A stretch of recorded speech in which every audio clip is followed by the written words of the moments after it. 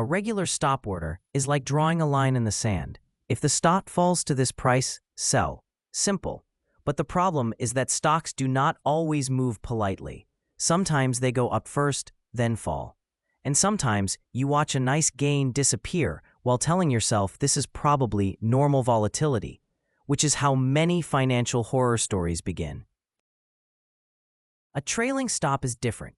It moves with the price. It follows the investment as it rises while keeping a set distance behind it. The idea is simple. Give the trade room to grow, but have an exit plan if it reverses. A trailing stop loss is an order designed to help limit downside risk. Instead of setting one fixed stop price, you set a trail.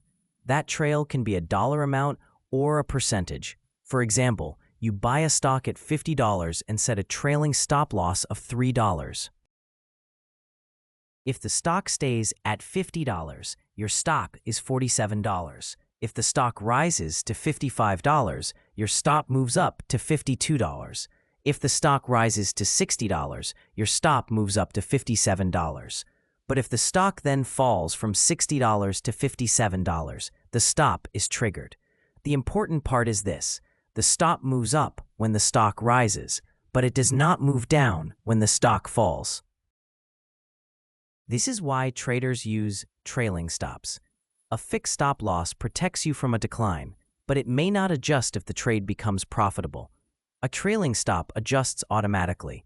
So instead of saying, sell if the stock falls below $47 forever, you are saying, keep raising my exit point as the stock goes higher.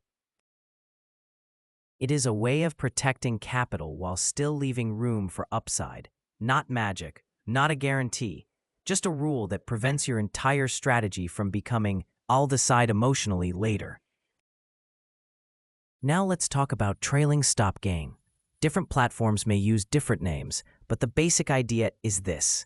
Once a trade becomes profitable, the trailing stop helps lock in part of the gain if the price reverses. Suppose you bought at $50. The stock climbs to $70.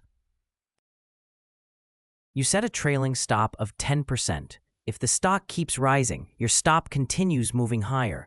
But if the stock falls 10% from its highest point, the order can trigger. So you are not trying to sell at the exact top. Because nobody consistently sells at the exact top except people explaining trades they did not actually make. Instead, you are saying, I'm willing to give back some of the gain, but not all of it.